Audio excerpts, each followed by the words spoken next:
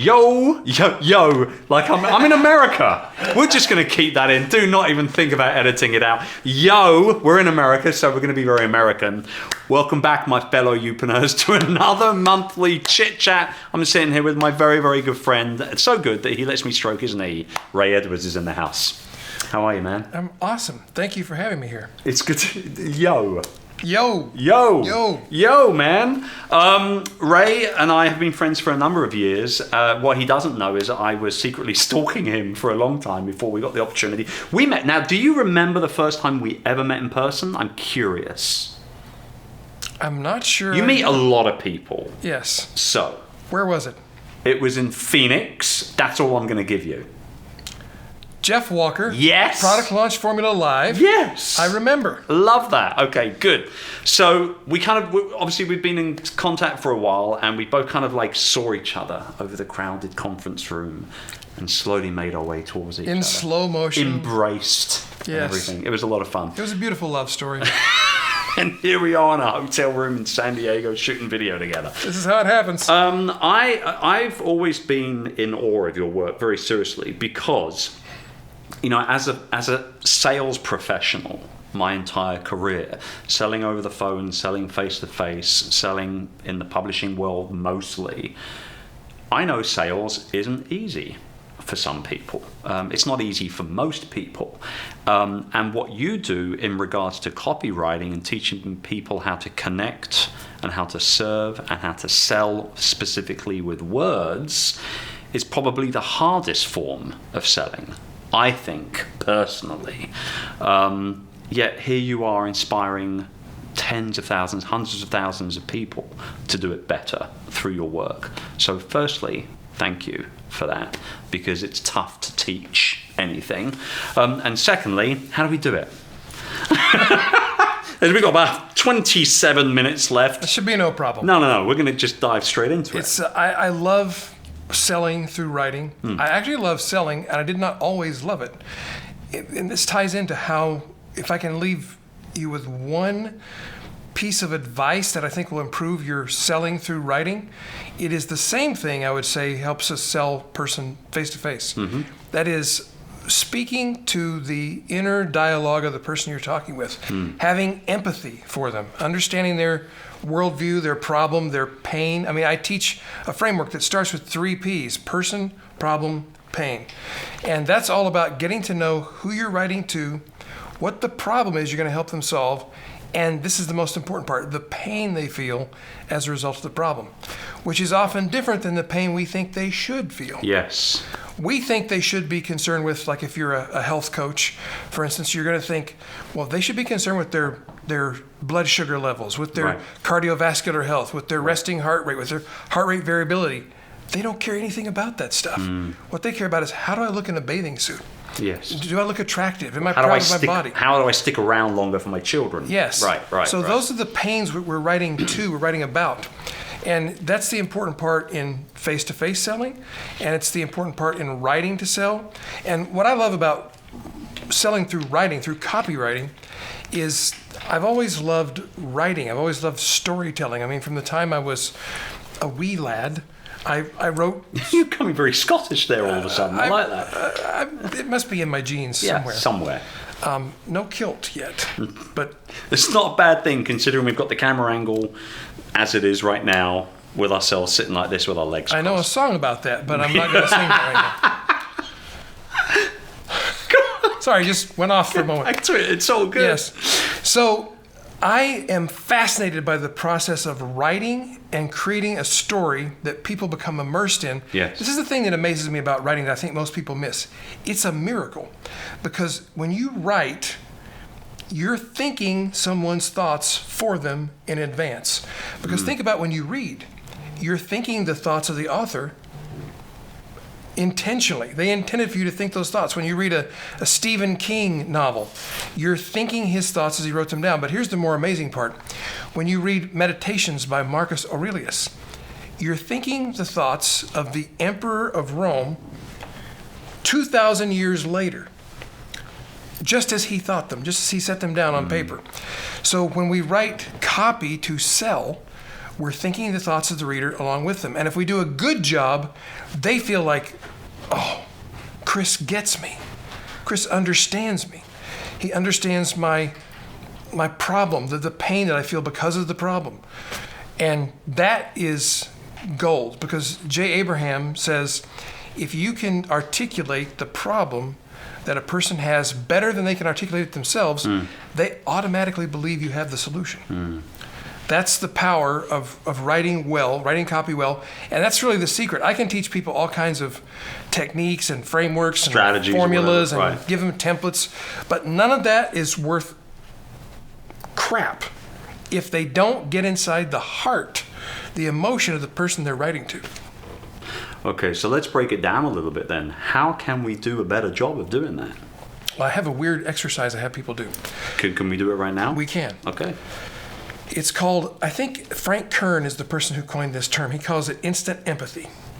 And what I do is I sit down and I close my eyes and I start meditating through the day of the person I'm writing to. So you need to have an idea of who your avatar or your ideal client is, the person that you're working for, that you're creating solutions for. And you close your eyes, and assuming you've done your homework, you already know about your people. You know what kind of life they lead, what kind of challenges they deal with. So I just begin imagining, what is that person's the day in their typical life like? When they wake up, what kind of residence do they live in? What is it neat or is it messy? Does it smell good? Does it smell bad? Do they have dogs, cats? Are they alone? Do they have a house full of children? What's their morning like? Are they rushed? Are they rushing off to a job they love or rushing off to a job they hate and loathe? Do they work for a jerk? Do they work for a saint? Do they drive through an industrial area? Do they drive through a beautiful residential area? What's their drive to work like? What's their day at work like? I literally try to work through an entire day in my mind, imagining what their day's like. Painting the picture. Yes, but more importantly, experiencing their life and really focusing on their fears, frustrations, and anxieties. The things that worry them, that keep them up at night, that bother them in the back of their mind all day long. And when I get to the end of the day and their head hits the pillow in my meditation, I'll stop, pause, take a few deep breaths, and start writing the copy. And then I use my tools. I use the frameworks, the outline that I have in mind, but I'm doing it from their vantage point, thinking about, I'm writing to this person that I know so well, writing to their life experience. How can I help them? How can I communicate to them in a way that's meaningful so that they say, wow, that's me. You get me. Then you have a place of influence. And then you can ask them to subscribe or buy or click or whatever you're trying to persuade them to do. What is harder to write? Is it harder to, I mean, maybe there's not one that stands out more so than the other, but is it harder to write, say, an email funnel than it is a sales page copy? Or Oh, no. The sales page copy is the hardest thing to write. Why? Because there's a number of reasons. You have a lot writing on the sales page copy, especially if you're selling a higher ticket item, because you may have a $2,000, $5,000, $10,000 sale at stake. So you have a lot vested in that communication. Secondly, it takes more research, more preparation, more thinking through. The reason sales copy is so long, and people talk about that copy so long, who reads all that, it's boring. It's not boring to the person who's considering buying what you're selling. Absolutely. They're fascinated by it. And here's a secret that I would love to communicate to people, and that is, if somebody's reading your sales page, it's not an adversarial communication. They're already on your side because they want you to have the answer. They want you to have the solution to their problem. They're rooting for you. So all you have to do is let them know who you are, what you have, how you can help them, and show them that it will work for them. And if you can do those three things, they will buy, they will invest. But that takes a lot of work because when we're selling face-to-face, you can, as a salesperson, you watch people's body language, you watch where their eyes are pointed, what they're saying, the tonality of their voice, how they're breathing, and you probably don't even think about all that stuff. You just automatically adjust your presentation. Exactly. You can sense it a lot of the time. Yeah. Yes. So it's like Malcolm Gladwell, blink. You just look at the person, they're bored. They want to leave. I need to shift my strategy here. Right. You can't do that online. So much so on the telephone, because that was my first ever job. I was on the telephone for Auto Trader. Fun. Yes. No, not at all. No. Do you know what my what my sales training was? There was a guy came in with the yellow pages, and he says, "There you go." He says, "Start at the front, call every number right the way through to the end, and then go back to the front again." That was my sales training. That was literally the first bit of sales training I've ever had. I think we have the same sales training. Very possibly. But with the phone, you can't see the person, but you can hear them.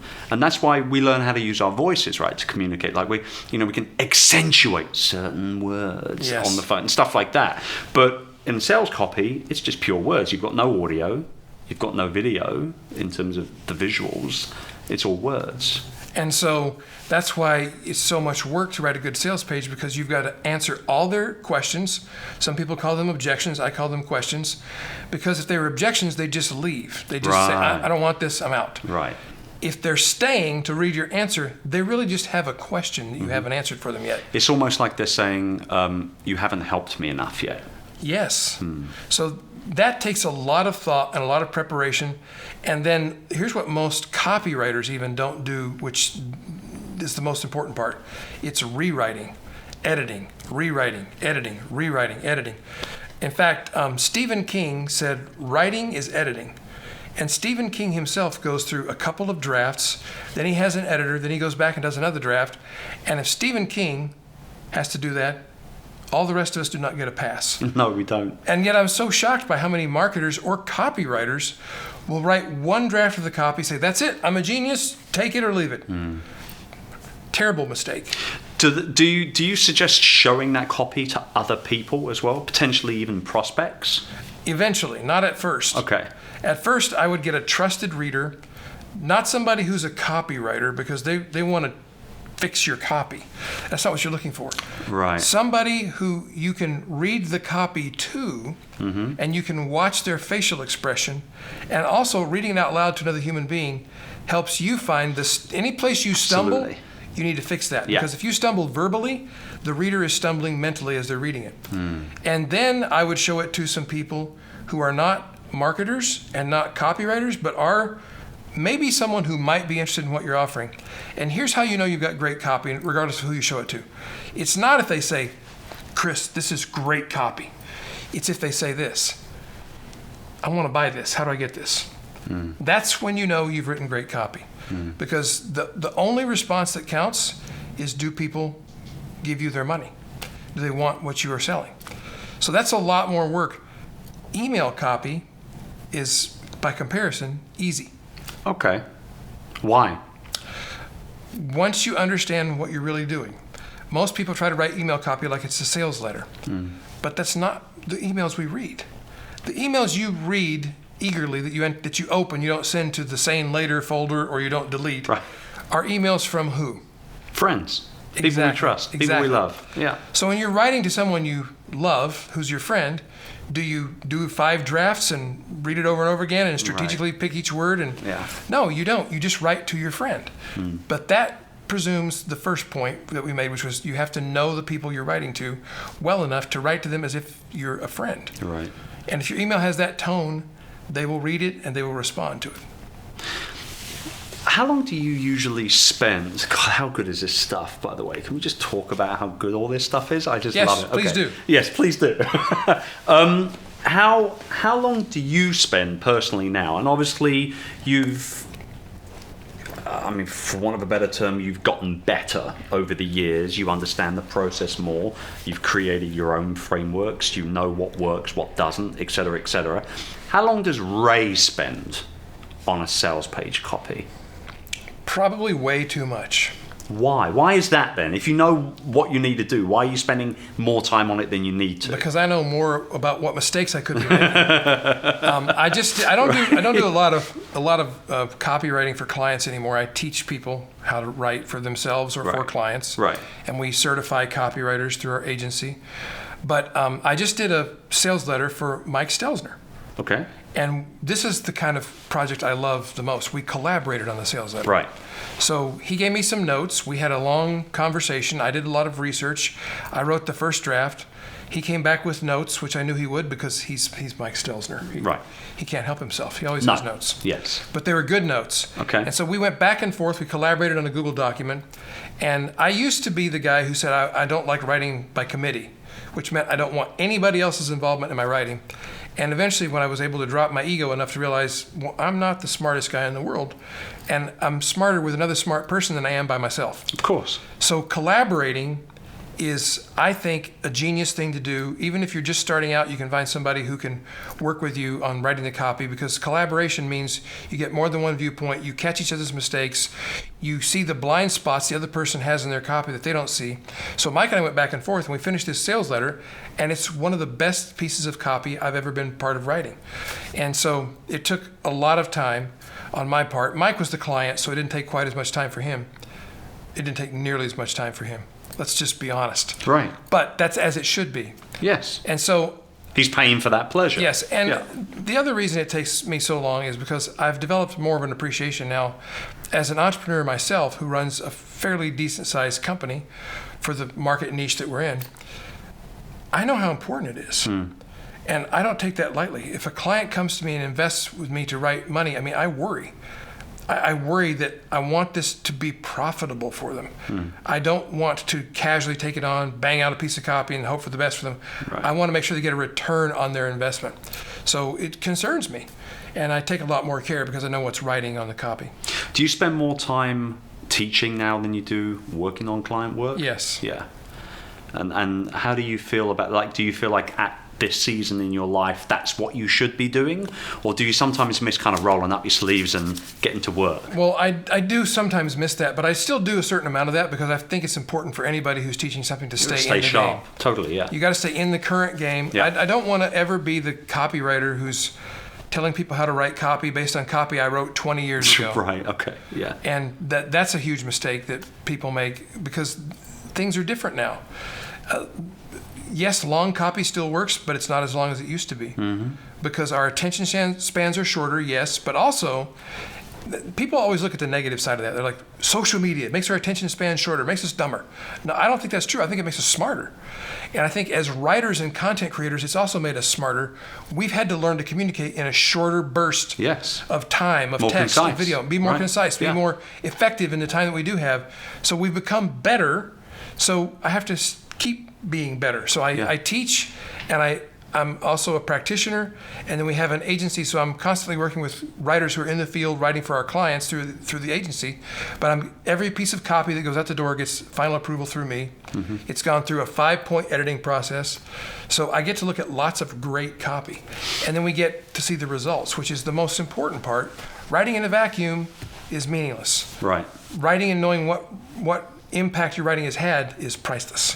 What I like about the written form of selling is that, and as you'll know this yourself, unlike an email, once it's written, you send, that's it. If you've got a sales page, and for whatever reason it's not converting the way you want it to convert, unlike when you're on, say, a telephone sales call, if you say something that doesn't quite hit, you can't take that back. You can rebut it if you want, or you can go take things in a slightly different, conversational direction to try and kind of almost untrip up what you've just tripped up, so to speak. But with written copy on web pages, you can go in and change if it's not working. Yes. You can tweak it, right? Yes. And we've got the tools where we can see where people stop reading. Yes. Or what parts they skip. Yes, all of the heat map things. And all Yes. that. What is your preferred tool on that? I'm curious. Is it Visual Website Optimizer? Okay. And how does it actually work? Give people a bit of a understanding. Well, so I don't run it myself. I have a team member who runs it, but you have. I'm too important to do this. No, I'm not smart enough to do that. So you take your copy and you write different versions of different pieces of the copy, like a different headline, a different lead paragraph, a different closing paragraph, and you can literally test all the pieces of the copy to see which pieces are more effective. And what I recommend you do is you start with the best sales letter you can come up with. Mm-hmm. Then you see where people are skipping. Where do you lose them at the headline? Well, it's like split testing on steroids, yes. And basically. then you start changing things one at a time. Or if you have multivariate testing software, right, you can test multiple variables at once. I still don't like to test too many changes at one time. Sure. One of the best things to test that most people don't think about is just test cutting pieces out. Mm. Especially if you have a long piece where you're elaborating on a point, try doing it in a sentence instead of a paragraph. Right. And often that wins the day. So it tests the different variations and shows you the winning combination, and you just keep using the winner and then improving the winner, and then you get a winner out of that test and you improve that winner, and so your copy keeps becoming more and more and more effective, and it's science, not gut feeling. Sure. Do you think that there is certain things in our online business world that are slightly easier to sell via the written word in terms of product, services, that sort of thing? Compared to others, or is it all the same? Some things have longer sales cycles, and I think the price point makes a difference. It's easier to sell something that's $47 than it is to sell something that's $4,700, unless you're talking to exactly the right people. Of course. It's Dan Kennedy calls it message to market match. That's the most important part. If you have the right message to the right market and you've matched it to the right time, it's easy to sell regardless of what the price point is, regardless of what the product is. It's more about speaking to the right audience in their language than it is about the difficulty of the sale. Some things are more complex. If you're selling software as a service to a multinational corporation, that's a little bit more of a complex sale than selling an online membership or a seminar ticket, right? Obviously. But in our online marketing world, I don't think any particular niche is more difficult than another. I think the thing that's difficult for everybody is to spend time getting to know their customers. Right. And that's the part people don't want to do. And they ask me, like there's a magic trick. Well, how do I get to know the person I'm writing to? Well, you get to know them. You just have a chat. You talk to them. You spend time with them. Yeah. That's my big secret. Now it's out. No, that's I'm out of business. It's you got done the secret now. out of me. You'll never make another dollar in your life. No. You've ruined it for everyone. It's over. Has there been an incident? How long have you been focusing on this as a thing, as your business model? As my business, it's been since 2005. Okay. But I was focused on it before that because I started consciously using copy as a method to make sales and make money when I was in the radio business. Okay. And I took copywriting principles and used them for the radio station clients to sell their retail stores, their cars, their nail salons, all the different clients we worked for there. Okay. So that's been 30 years.